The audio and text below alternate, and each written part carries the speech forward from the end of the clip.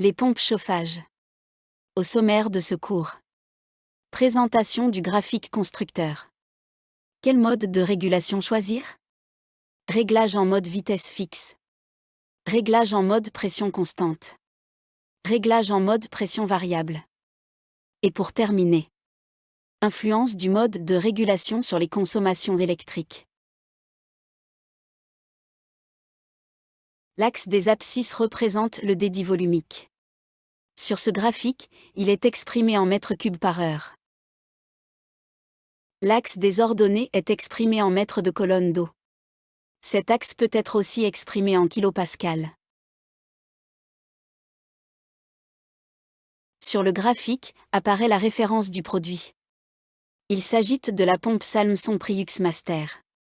Regardons ensemble la vidéo de présentation du constructeur.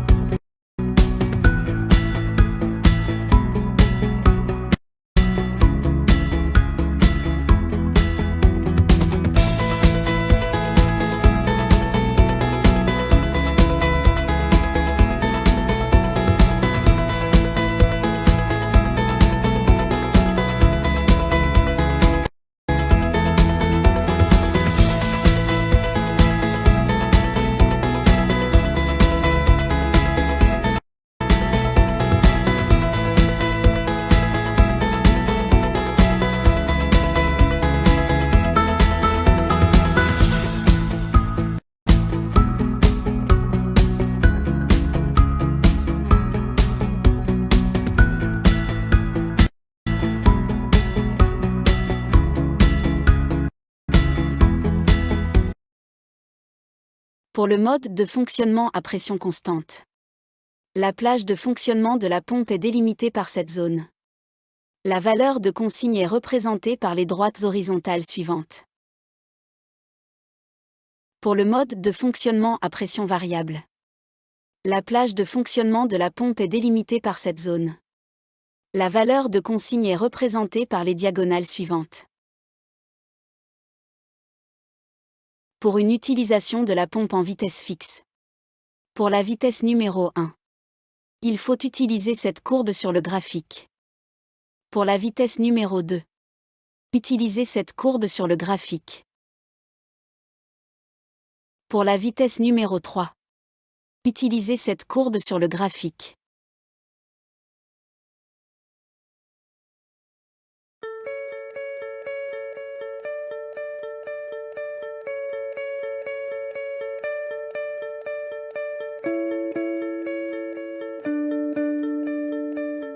Ce cours en ligne Grundfos Academy vise à vous présenter les 10 modes de régulation disponibles pour le circulateur Alpha 2. Nous commencerons par les modes de régulation de base, les modes vitesse fixe, avant d'aborder les modes à pression constante et pression proportionnelle. Nous détaillerons ensuite les utilisations et les avantages du mode de régulation le plus avancé de l'Alpha 2, Auto-Adapt. Les modes de régulation de base de l'Alpha 2 sont les modes vitesse fixe. Si ceux-ci sont sélectionnés, la pompe fonctionnera simplement à une vitesse constante basse, moyenne ou élevée. Il s'agit de la relation la plus classique entre la hauteur d'une pompe, sa puissance ou sa capacité à amener un fluide jusqu'à une certaine hauteur, et son débit, autrement dit, sa capacité à déplacer un fluide rapidement. À vitesse fixe, le déplacement très rapide d'un fluide mobilise quasiment toute la puissance de la pompe. En cas de faible déplacement, la pompe utilise toute la puissance disponible. Ces modes de régulation sont très anciens, mais offrent parfois la solution de rechange la plus efficace dans quelques installations spécifiques, comme dans le cas d'installations monotubes, de circuits avec vanne bypass à 3 voies, ou lors du remplissage des réservoirs d'eau chaude dans les chaudières à combustible solide. Veuillez également noter que les modes de régulation vitesse fixe ne doivent jamais être utilisés dans les installations équipées de robinets thermostatiques. Les 3 modes pression constante, 1, 2 et 3, permettent à l'alpha 2 de maintenir une pression homogène basse, moyenne ou élevée dans le système, quelle que soit la demande. Cela permet à la pompe de conserver en quelque sorte sa puissance, notamment en cas de déplacement lent du fluide dans le circuit. Les modes pression constante sont privilégiés dans les circuits de chauffage par le sol, mais sont aussi parfois utilisés dans les installations à robinet thermostatique avec van bypass automatique. Avec les 3 modes de pression proportionnelle, nous abordons les modes de régulation plus avancés de la pompe. La pression proportionnelle signifie simplement que la pression suit la demande. La pompe se renforce lorsque le débit est élevé et s'affaiblit lorsque le débit est faible. Cela améliore l'efficacité énergétique et est idéal pour les installations bitubes à robinet thermostatique, soit la plupart des circuits de chauffage domestique. Mais le mode pression proportionnelle n'est que le début. Passons maintenant au mode de régulation auto-adapt de Grundfos. Auto-adapt est basé sur les avantages de la régulation à pression proportionnelle et a été développé par Grundfos pour une utilisation dans des installations bitubes. Les données montrent qu'il s'agit du mode de régulation le plus efficace dans plus de 80% des installations pouvant accueillir un circulateur alpha 2. C'est pourquoi AutoAdapt est un mode de régulation intelligent qui analyse le circuit de chauffage à partir d'un point de fonctionnement prédéfini sur une courbe de pression proportionnelle au milieu de la zone AutoAdapt. AutoAdapt se familiarise en quelques jours avec le circuit de chauffage et ses variations qui le renseignent sur la durée et la quantité de chauffage utilisée. Afin de véhiculer l'eau chaude de façon optimale dans le circuit, AutoAdapt saura déterminer de lui-même le point de fonctionnement et la courbe de pression proportionnelle. AutoAdapt est le réglage d'usine par défaut de l'Alpha 2 et le mode de régulation recommandé pour plus de 80% des installations. Si malgré tout, vous deviez modifier le mode de régulation de l'Alpha 2, un appui sur une simple touche permet de le faire. Appuyez plusieurs fois sur la touche pour sélectionner le mode de régulation souhaité.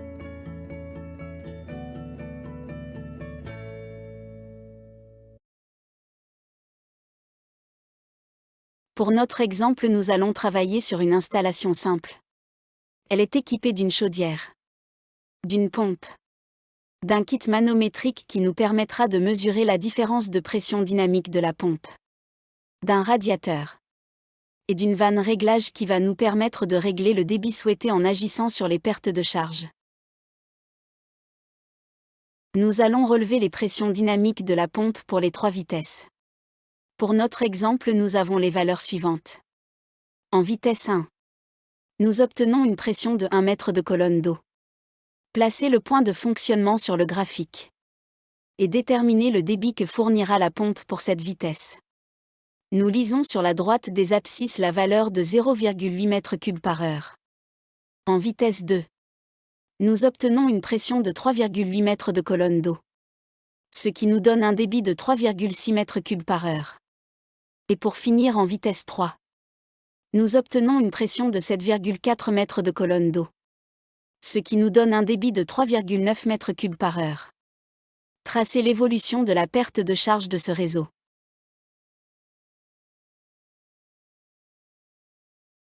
Si notre réseau a besoin d'un débit de 2 m3 par heure pour fonctionner correctement, comment peut-on obtenir ce débit? Sur le graphique, on trace une droite verticale à 2 m3 par heure. On constate qu'il est possible d'obtenir ce débit en vitesse 2 à condition d'avoir une perte de charge réseau de 4 mètres de colonne d'eau. Nous allons augmenter les pertes de charge du réseau à l'aide de la vanne de réglage. Il nous faudra ajouter à ce réseau une perte de charge de 0,2 mètres de colonne d'eau. Nous obtenons maintenant une nouvelle courbe d'évolution des pertes de charge.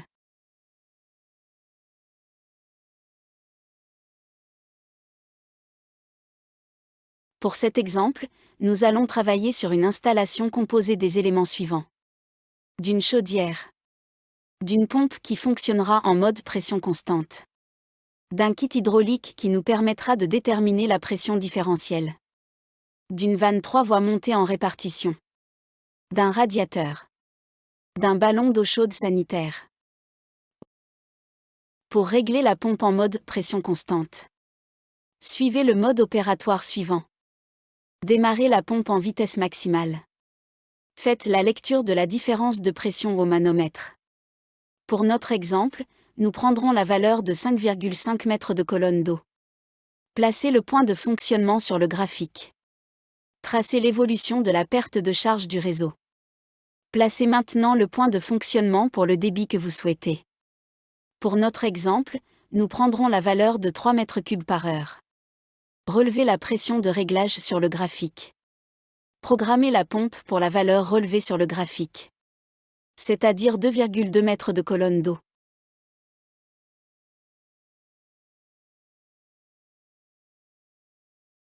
Pour cet exemple, nous allons travailler sur une installation composée des éléments suivants. D'une chaudière. D'une pompe chauffage qui fonctionnera en mode pression variable. D'un kit hydraulique qui nous permettra de déterminer la pression différentielle. D'un robinet thermostatique. D'un radiateur. Et pour finir d'une vanne de réglage. Voyons maintenant comment procéder pour régler correctement la pompe chauffage. Pour régler la pompe en mode pression variable. Suivez le mode opératoire suivant. Démarrez la pompe en vitesse maximale. Faites la lecture de la différence de pression au manomètre. Pour notre exemple, nous prendrons la valeur de 4,6 mètres de colonne d'eau. Placez le point de fonctionnement sur le graphique. Tracez l'évolution de la perte de charge du réseau. Placez maintenant le point de fonctionnement pour le débit que vous souhaitez. Pour notre exemple, nous prendrons la valeur de 4 mètres cubes par heure. Relevez la pression de réglage sur le graphique. Attention pour le mode de fonctionnement à pression variable. Il faut suivre les traits en diagonale. Programmez la pompe pour la valeur relevée sur le graphique. C'est-à-dire 3 mètres de colonne d'eau.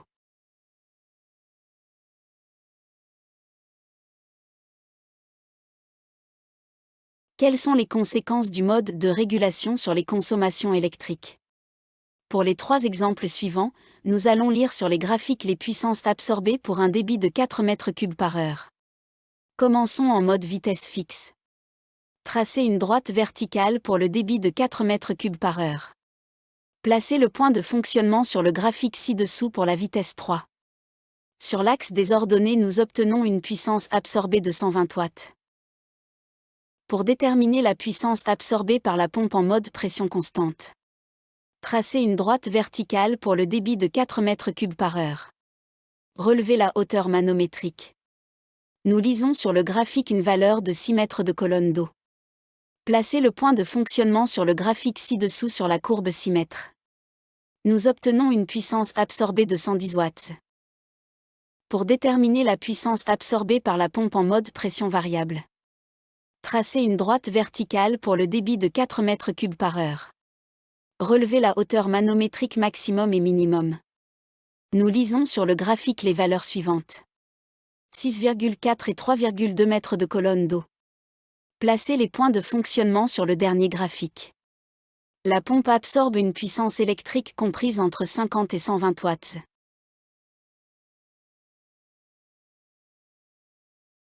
En conclusion, le mode de régulation fixe est à éviter. Surtout pour les installations équipées de robinets thermostatiques. Non équipées de soupapes différentielles. Ce mode de régulation est le plus gourmand en électricité. Le mode de régulation à pression constante. Il convient à tous les réseaux. Pour le mode de régulation à pression variable, il est destiné aux installations de chauffage radiateur équipées de robinets thermostatiques. Il n'est plus nécessaire d'équiper l'installation de soupapes différentielles. C'est le mode de régulation le plus économique.